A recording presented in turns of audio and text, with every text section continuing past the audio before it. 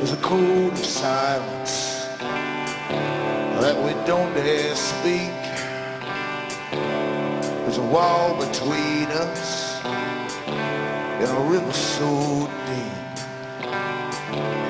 We keep pretending that there's nothing wrong.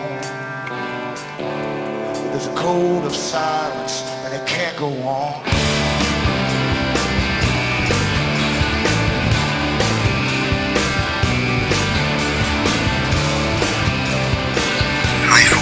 I'm Alan Ward, and this is Cutting Through the Matrix. On February the 3rd, 2009. For newcomers, look into cuttingthroughthematrix.com, and on the website you'll find lots of talks I've given in the past, where I give you much of the history, at least as much as is known, basically, of the big movement that started off in Enlightenment, turned into various secret societies, and then had scientific societies at the top of them, which are guiding the world along a predicted course into the ultimate age of reason, as they call it, where the logic of those at the top will be used to decide our fates and our destinies. They've already done it, basically, and they have their plans all in motion right now. Also look into Alan Watt Sentinel.eu for transcripts of these talks, which you can download and print up, and they're written in the various languages of Europe. For those who listen to me, I appreciate your donations, and I hope you keep them coming. I don't have people coming down on a regular basis with them, so I have to keep reminding people that's what keeps me going. And it does cost money to keep this thing going, even with what I do. I don't get money from or ask for money from any of the shows I'm on. All advertising you hear goes to pay for the shows, the staff, equipment, and all the rest of it. That's the system in which we live at the moment.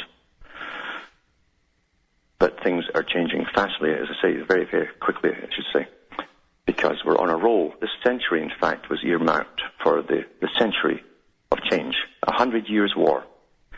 And the world was told, they were told from the top, from 2001 onwards, that it was going to be 100 years war. And people thought it meant physical fighting, and that was the end of it, really, to do with the Middle East and maybe a few other countries. That's only part of it. Most of the war is a war on what they call ignorance. And if you go down through the centuries and follow the so-called secret societies that broke out, beginning with even the Rosicrucians in England and Germany, France, you'll find they've always had a manifesto. And the first sin, as they say, is a sin of ignorance. In fact, ignorance is the sin. That's why they call the public the profane. Now, we have to remember that out of the Rosicrucians, they created philosophical societies, as they called them, or termed them at first. These were really scientific circles made up of gentry and aristocracy, men of leisure, and that's where the Royal Society of London came out of. The Royal Society today is one of the leaders, if not the leader, in the direction of where we're going with all scientific inquiry and why we're going in these particular directions. Every famous player pretty well in history in the last 100-odd years, 200 years, has been a member of the Royal Society, and they do admit in their own writings that they came out as part of the Rosicrucian order. That's out in the open. And we keep wondering what on earth were the Rosicrucians, and they've got a long history, of course, and it's all partial myth, etc. But we do know that it broke out openly at Queen Elizabeth I's court in England. The top advisors were all Rosicrucians, and they had no problem at all acquiring lots of money by plundering other vessels on the sea, especially those from Spain. And they were well rewarded for doing so. And they had their lodge meetings, and there's lots of history on that as well. Francis Bacon and many others were members of it. And what's that got to do with today? Well, I'm going to go into that and tell you. We're back with more after this break.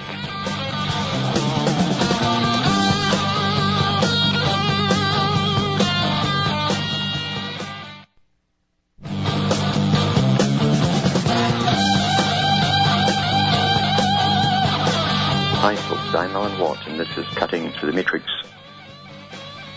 As I said before the break, you can find out how to donate or buy that which I sell on cuttingthroughthematrix.com website. It tells you how to pay as well, methods available. And remember, within the US and Canada, personal check is also accepted. Getting back into this 100 Years' War that we're now into, the war against ignorance, according to those at the top. And those at the top have been writing about this phase we're in now for over 200, 300 years.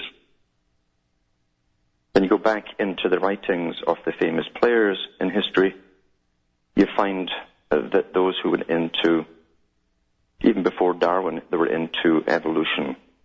Didn't call it evolution, they called it different names at the time, but they were all into the necessity, and it was a necessity coming out again of Rosicrucian societies to bypass the old dogmas of the Catholic Church primarily. They even fostered the Protestant Church. There's no doubt whatsoever about that. Used that for a long time and then brought that down too. It fell by itself in a sense.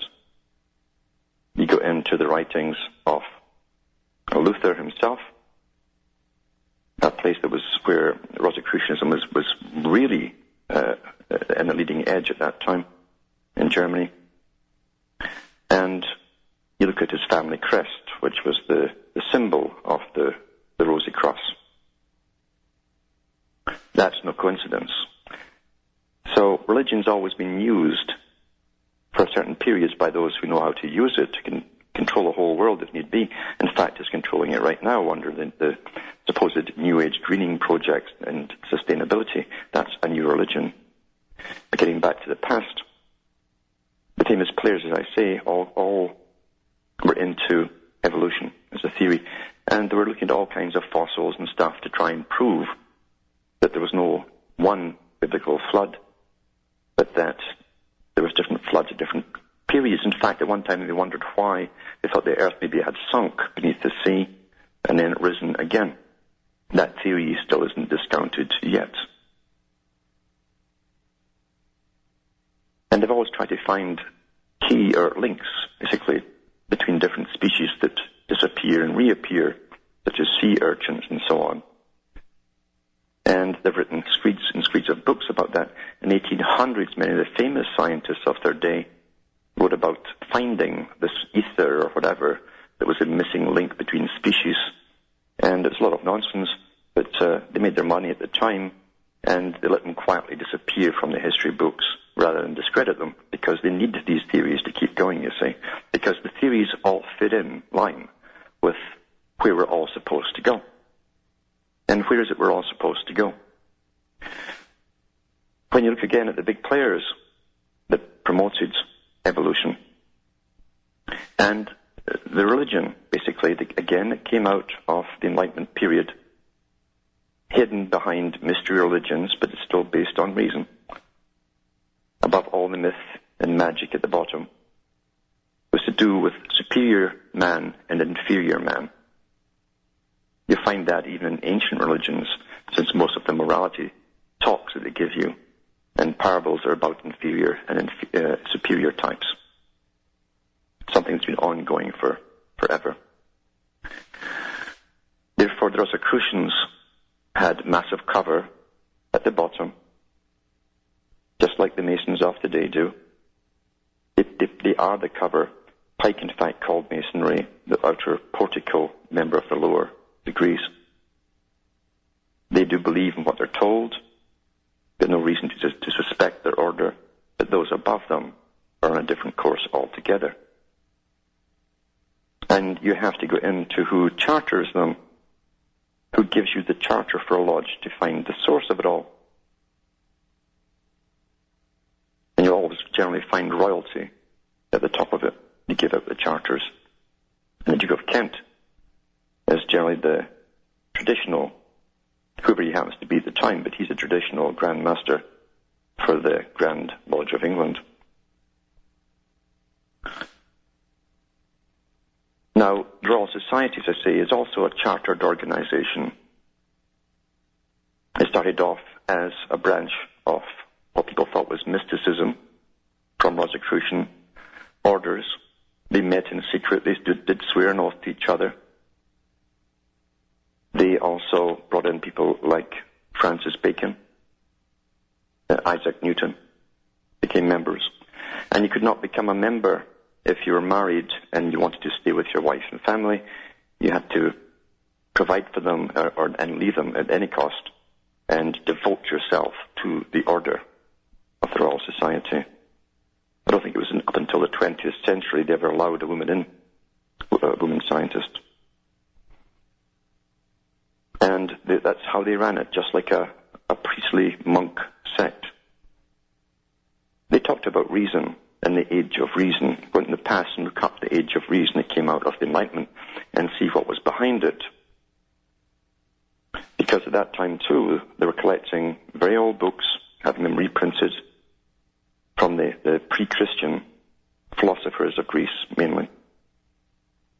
And they were debating a bigger world than had been allowed to them to debate by the Catholic Church. That's why they met in secret, because it was not too wise to speak openly in those days of sciences that contradicted or were in opposition or conflicted with the Bible. But they always had at their core, as I say, science at the top. And you'll find traces through their books of breeding, eugenics, that we call it now, eugenics. And there's no doubt about it, too, that certain societies did tend to pick the mates, the male and the female, to marry together to produce the right kind of offspring. We find this with Dashwood's society in Wickham, England. Benjamin Franklin was a member of it. They even had what they thought was what people called a whorehouse next to it. That was traditional too in those days, because they did believe that a man had to generate himself, a power of generation through the sexual release. But it was more than that too, because the one certainly at High Wycombe had not just prostitutes. These were women of good breeding. They were carriers of genes.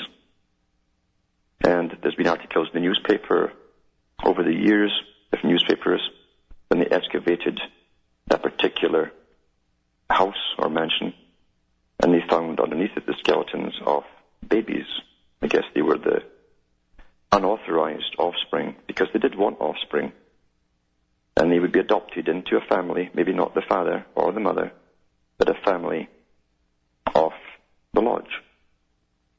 And they hoped to bring out certain traits like Plato talked about in the Republic, by breeding certain traits together, especially scientific abilities or mathematical abilities.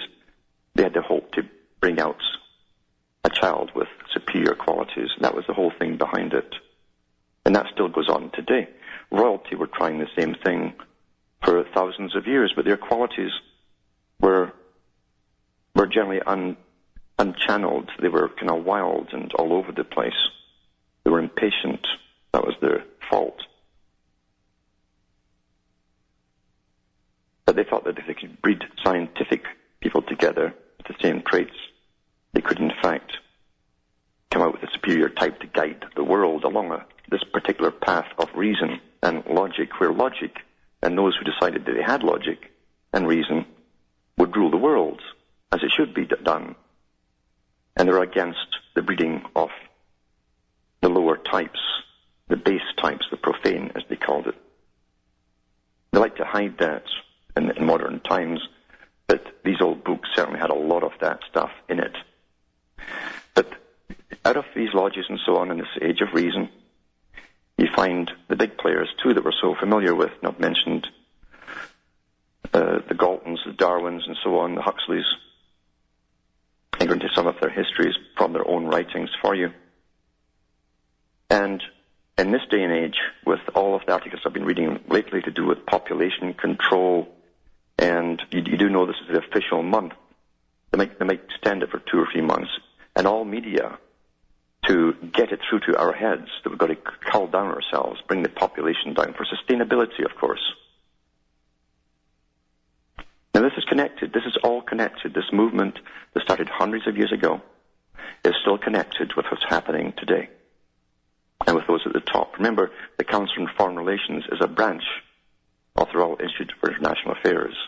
Private organizations, massive funding to give out to NGOs. They run the world. They bypass democracy. They set the trends. They set the topics.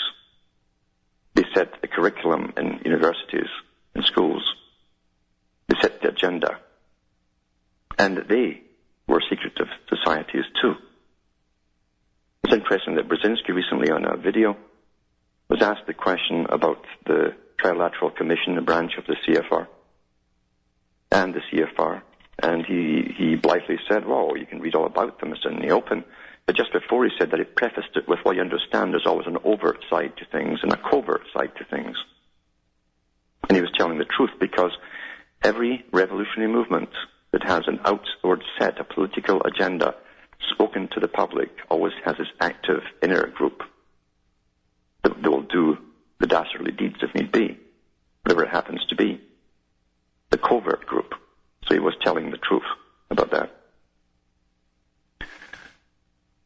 And before I carry on, I'll just mention again an article I have read before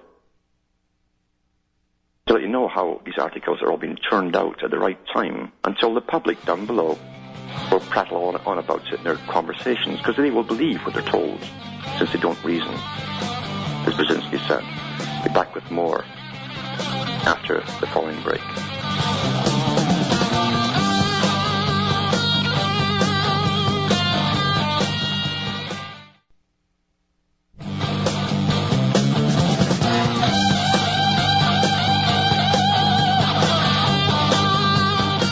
Hi folks, I'm Alan Watt, and this is Cutting Through the Matrix. It's an article from the Daily Mail I've read before, on the 5th of January 2009. It says here, Britain must set a maximum population level if it is to avoid destroying the environment. See, they put the environment at the top now. We've had years of propaganda, so it's a holy thing. So they use that as an excuse. And then they add this part, since we're into this terrorism everywhere joke, and putting national security at risk. So national security and environment. So they create the trends, and then they use this as an excuse to curb population growth. Even though the same foundations that are pushing all of this one's from the Optimum Population Trust. It's a worldwide organization that started in England. And look into who funds them, and I tell you, get lost in the foundations and their machinations as they travel through from one front to the next front to the next front to get the funding there. This private organization. Do you vote in the Optimum Population Trust? No, you don't. So how come they have ears to politicians, top politicians? They have the ears of them, but you don't. How come? Democracy? What a joke. We never had democracy. And then they go on to give you the fake numbers and projections that Malthus would have done with his graphs and his charts, and that's what he used back then. And they've never been right since. But the whole thing is to scare the public. And then show you a picture probably of somewhere in London in rush hour, just to get the point across. You know, the picture, the headline, that's what most folks see. It sticks in their mind. Then they'll prattle on about it at their parties and so on to show that they're up to date with the news. But they've never reasoned anything through. So where does all this come from? This is the century, remember, of change. People think, because of the slogan that was coined by the big marketing experts, change is good. They never stop and say what kind of change. Obviously, wouldn't you rather ask them what they mean and what their goals are before you say it's good? It might not be good for you at all. But slogans don't work that way. You're meant to parrot them. And people do. They parrot slogans. It works very well. I've gone through Bernays and all of that crew.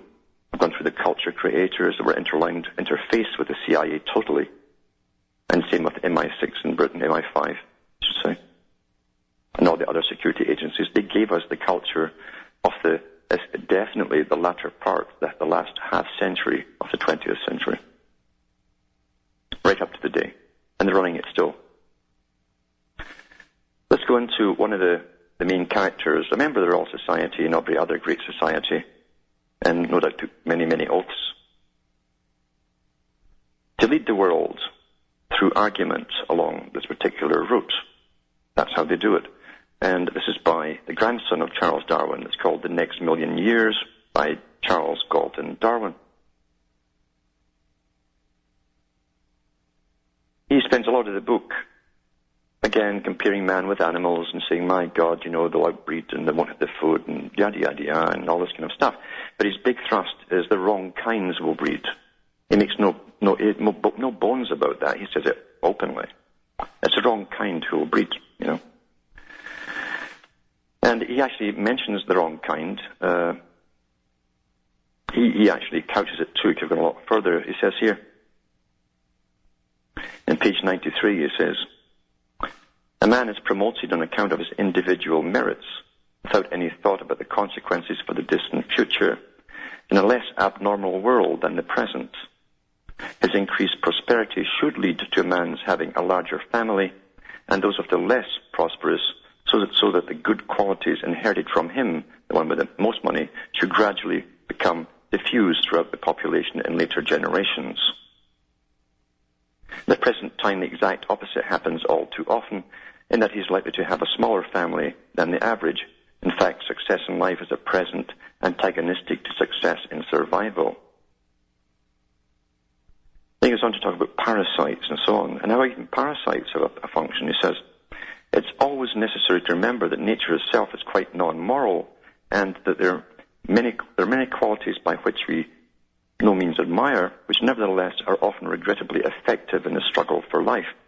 All through the animal kingdom, one of the most successful roles is that of the parasite. And there are states of human society where such a parasite as a professional beggar is as successful as anyone else. Something of the kind is unfortunately true in Britain today, or just now. He says the people we are really encouraging are not those that we think we are. For a great many of the people who get good promotion are contributing less to their share to the next generation. He said, at present, the most efficient way for a man to survive in Britain is to be almost half-witted. He says that's what he thinks of the public. The profane, you see. Completely irresponsible and spending a lot of time in prison, where his health is far better looked after than outside. On coming out with restored health, he's ready to beget many further children quite promiscuously, and these problem children are then beautifully cared for by the various charitable societies and agencies until such time as they have grown old enough to carry on the good work for themselves. It is this parasitic type that is at present most favored in our country.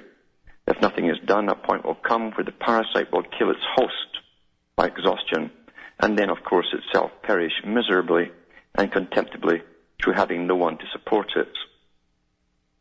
Now, though there may be occasions in human history when something of this kind can happen, there is no fear that it should happen to mankind as a whole, for a parasite is essentially subordinate to some host.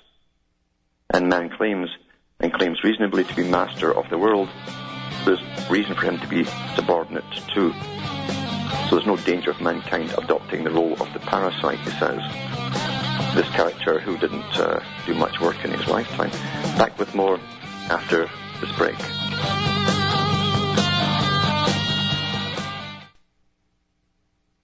You're listening to the Republic Broadcasting Network, because you can handle the truth.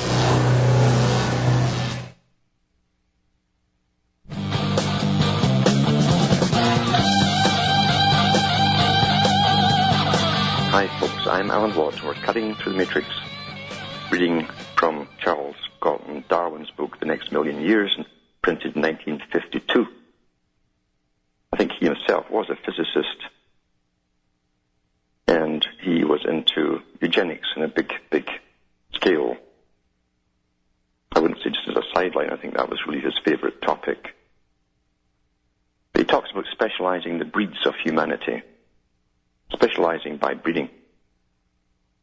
And he even suggests at one point that, tongue-in-cheek of course, that if he could only make the women of Britain and maybe the world accept the seed, the sperm of the fit, the aristocratic class like himself, they could breed out all the bad traits of humanity and bring in the good society.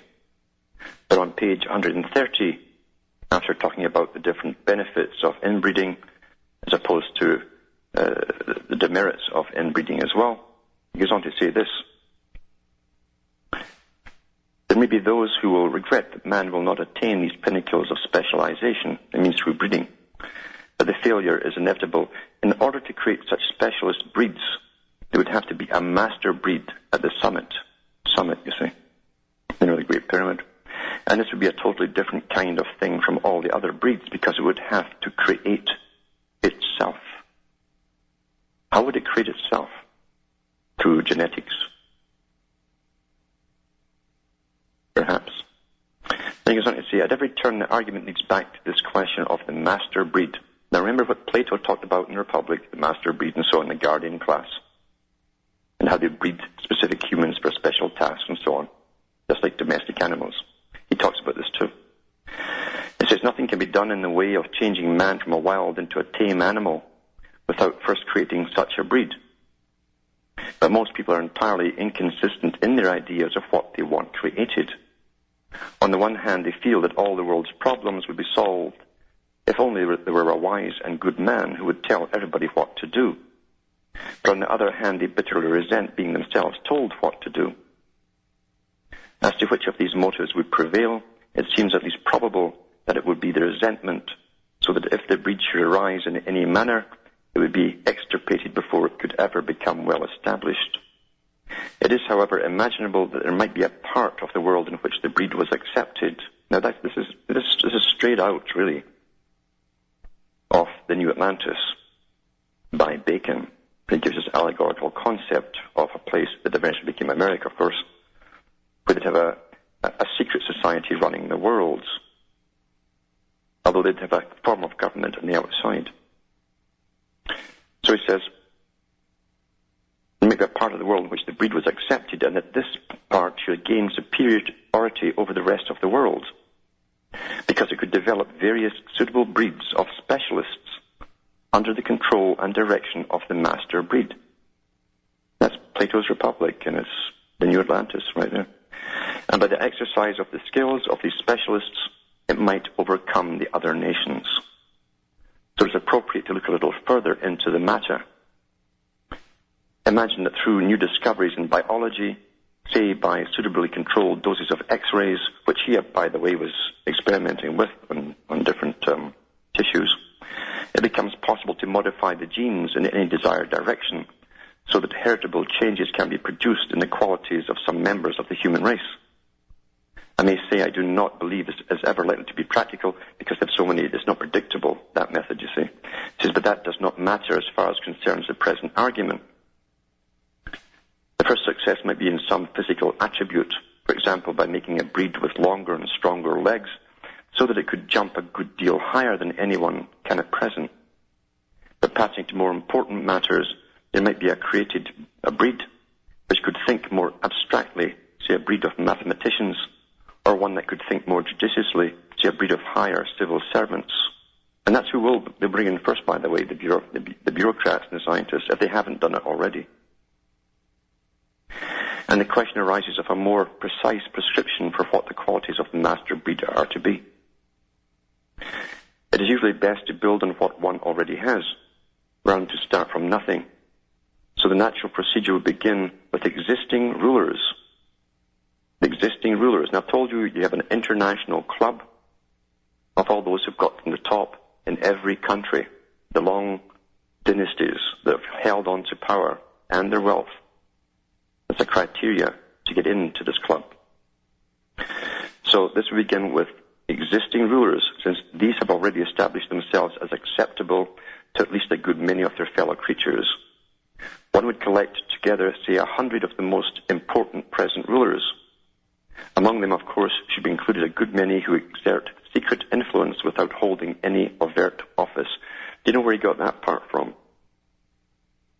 That's the same thing as Carl Quigley was talking about in Tragedy and Hope and the Anglo-American establishment, when he says those who are on the exoteric in the political scene will not have the true power. He says the technocrats, like the Maurice Strongs and these characters, the Brzezinskis, the Kissingers, and a whole host of them would have the real power. That's what he means. So he knew, it was already on the go, you see, when this book was written in the 1950s. Among them, of course, should maybe include a good many who exert secret influence without holding any overt office. That way they're not really, they don't have to answer to the public, and tell them to get on with business of settling what the master breed should be. It's impossible to believe that any such body of men would ever reach agreements on any subject whatsoever, so this plan fails. In a search for the qualities of the master breed, the next idea might be to appeal to the wisdom of our forefathers. Plato in his Republic devotes much attention to this very subject. Why not then find a Plato, give him his group of recruits, and let him educate them for 30 years according to his prescription, though perhaps fortifying it by the findings of modern educational theory? The result should be the master breed. And he says, but this one will not do either, for Plato was not educating the master breed, he was educating the civil servant breed. It's not about these that there is any difficulty, it is the finding of someone to fill the role of Plato himself. It all comes back to the point that we do not know in the remotest degree what we want. For I do not count as an answer the one that would usually be proposed, which would be that the type required should be good and wise, while at the same time showing a special favor for the particular enthusiasms of the proposer. The reason for the impossibility of making a prescription for the master breed is that it is not a breed at all. To call it so is to change the sense of the word. Breeds are specialized for particular purposes, but the essence of masters is that they must not be specialized. You see, they must be wild. That's what he means.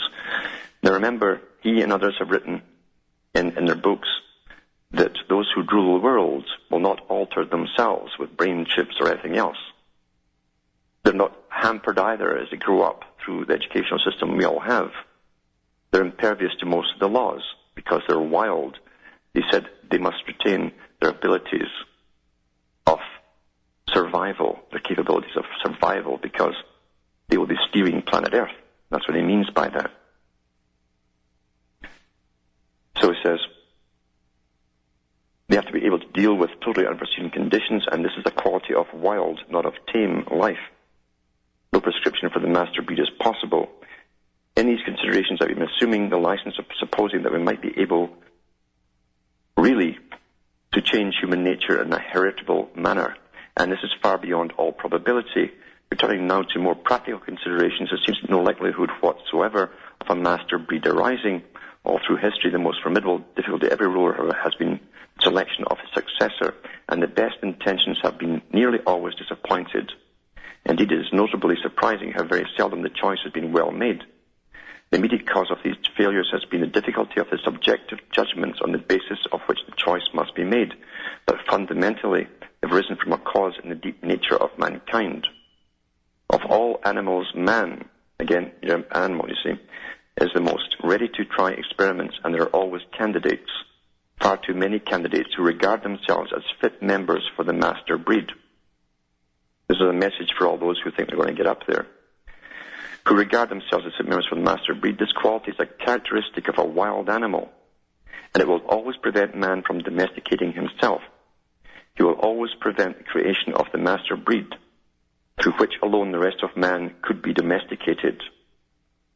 The evolution of the human race will not be accomplished in the 10,000 years of tame animals, but in the million years of wild animals, because man is and will always continue to be a wild animal. He promotes that those at the top should be not subject to the laws of the land or the world. They should be wild. And if you look at a lot of the aristocrats and the lifestyles that they have and the things that they do, they get off with everything because they're naturally wild. And these are the ones who aren't bothered with human decisions too much. They make quick snap decisions. They're wild. That's the type he's favoring here. And he goes into it deeper and deeper in his book. And it's interesting, too, that you'll find Plato mentioned over and over in all of the Rosicrucians publications. You'll find them talked about by members of the CFR, the Royal Institute for International Affairs, the Fabian Society, Wells, and many others. Always talked about Plato and his Republic being their favorite book. They're giving you a clue, because Plato advised this particular specialized breeding. those at the top will retain their wildness and survival capabilities, and those down below will be the domestic herd that are either brought up to strength for wars or culled down in times of peace, and they'll be bred for the particular function in life. And that's exactly where the whole area of eugenics and genetics is being guided today into that very, very thing.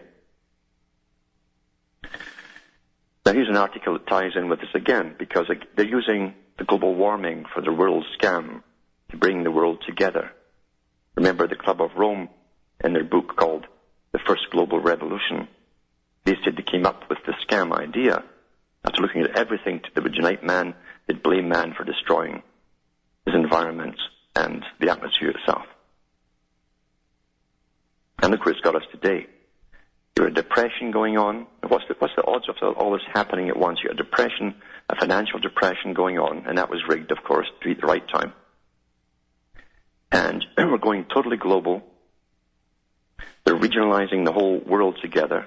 Unemployment skyrocketing. Your 5 agri-food businesses are tightening the reins on food. It will bring shortages. That's part of the strategy. To get us all to our knees. At the same time, they're going to push all these carbon taxes, etc., which are further going to hurt us all. We're going to be dominated, you see, by Mother Earth. And they planned that a long, long time ago. This is from Cozy News, Kusi. It's Cozy News San Diego. Amazing story behind the global warming scam by John Coleman. The key players are now all in place in Washington and in state governments across America to officially label carbon dioxide as a pollutant, that which we breathe out as a pollutant, and enact laws that tax we citizens for our carbon footprints. Only 2 details stand in the way: the faltering economic times and a dramatic return towards a colder climate. The climate isn't cooperating no matter how much they spray it and use HARP. The last 2 bitter winters have led to a rise in public awareness that there's no runaway global warming. The public is now becoming skeptical of the claim that our carbon footprints from the use of fossil fuels is going to lead us to climatic calamities. How did we ever get to this point where bad science is driving big government to punish the citizens for living the good life that fossil fuels provide for us? Remember, too, this all ties in with the need for depopulation. Don't ever forget that when you read any of these stories. The story begins with an oceanographer named Roger Revelle. He served with the Navy in World War II. After the war, became director of the Scripps Oceanographic Institute in La Jolla in San Diego, California. Revelle saw the opportunity to obtain major funding from the Navy for doing measurements and research on the ocean around the Pacific atolls where the U.S. military was conducting atomic bomb tests. He greatly expanded the Institute's areas of interest and, among others, hired Hans Swiss, a noted chemist from the University of Chicago, who was very interested in the traces of carbon in the environment from the burning of fossil fuels. Revelle tagged on to Swiss and studies and co-authored a paper with him in 1957. The paper raises the possibility that the carbon dioxide might be creating a greenhouse effect and causing atmospheric warming. It seems to be a plea for funding for more studies. Of course it's a plea for, they get all their funding from these studies, so they drag them on as long as they can. Funding, frankly, is where Revelle's mind was most of the time, it says here. He then hired a geochemist named David Keeling to devise a way to measure the atmospheric content of carbon dioxide. In 1960, Keeling published his first paper showing the increase in carbon dioxide in the atmosphere and linking the increase to the burning of fossil fuels. It's kind of like deciding what you're going to go out and look for and finding it, isn't it? The 2 research papers became the bedrock of the science of global warming, even though they offered no proof that carbon dioxide was in fact a greenhouse gas. In addition, they failed to explain how this trace gas, only a tiny fraction of the atmosphere, could have any significant impact on temperatures. Now let me take you back to the 1950s when this was going on. The cities were entrapped in a pall of pollution from the crude internal combustion engines that powered cars, trucks, and so on. Cars and factories and power plants were filling the air with all sorts of pollutants. They There was valid and serious concern about the health consequences of this pollution, and a strong environmental movement was developing to demand action. Of course it was. They were all getting funded by the big foundations. Who started them up and told them what their job was? Government accepted this challenge, and new environmental standards were set. Scientists, engineers came to the rescue. They reformulated fuels developed for cars. The new cars were high-tech, computer-controlled engines with catalytic converters. By the mid-70s, cars were no longer big-time polluters, emitting only some carbon dioxide and water vapor from their tailpipes. Likewise, new fuel processing and smokestack scrubbers were added to industrial and power plants, and their emissions were greatly reduced. I'll add to that they also moved most of the factories out of the country. But it says, but an environmental movement had been established, and its funding and its very existence depended on having a continuing crisis issue. So the research papers from Scripps came at just the right moment, and with them came the birth of an issue: man-made global warming from the carbon dioxide from the burning of fossil fuels. Boyle and Keeling used this new alarmist to keep their funding growing. Other researchers with environmental motivations and a hunger for funding saw this developing and climbed aboard as well. Research grants began to flow, and alarming hypotheses began to show up everywhere. And I'm going to skip some of it here, because then he goes into some of the main players here. He says, back in the 1960s, this global warming research came to the attention of a Canadian-born United Nations bureaucrat named Maurice Strong. Well, he was picked up by Rockefeller. That's the man who groomed him for this position, and Rockefeller Foundation runs the United Nations. We're back with more after this break.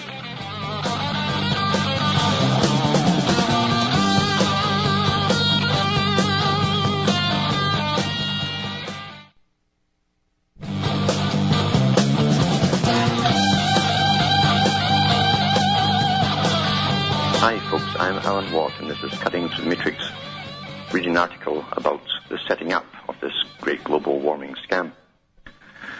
And talking about Maurice Strong, the front man for Mr. Rockefeller, who picked him up when he was very young, about 15 I believe, and groomed him for his position at the United Nations.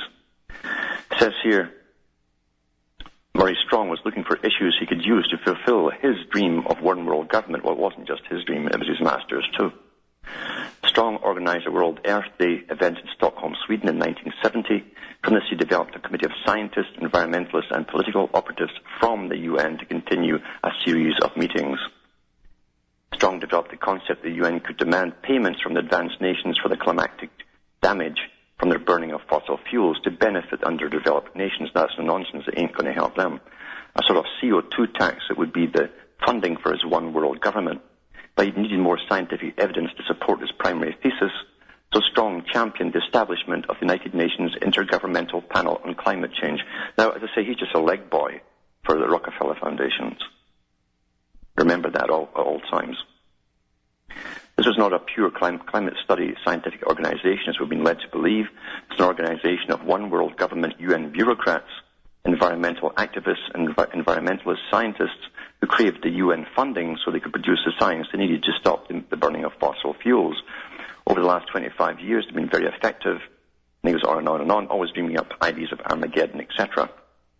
But this article goes into Al Gore and all the rest of them who took over the championing of this global warming scam, because it's a way, remember, not only to bring the world together, something that's at war with the world, and it happens to be man that's at war with it. So they only save us all through saving us from global warming, but we've got to reduce the population as well, you see. And this article also goes in to explain Al Gore and how he said years ago, even though the evidence was turning against him in global warming, there would be no argument on this. It was a mandate. Now, I've said that before. It doesn't matter what you say or what the weather proves. Who are you going to believe, Al Gore or your lying eyes? Simple as that. And also, Roger Revelle, by the way, who dreamed up this thing in the first place, and other ones, once he'd retired, came out to government and said the whole thing was based on fake science. It's in the article as well.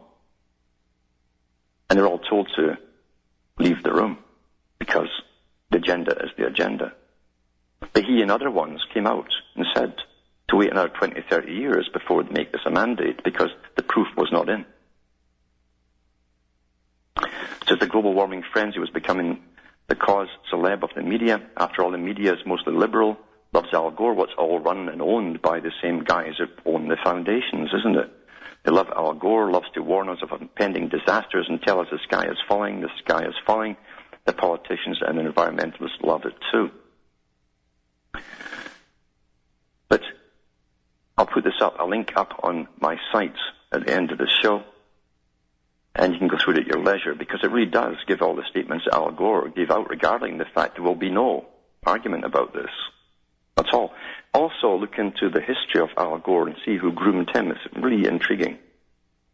Really, really intriguing, because Armand Hammer took over the grooming of Al Gore. You're talking about secret societies. These are the guys.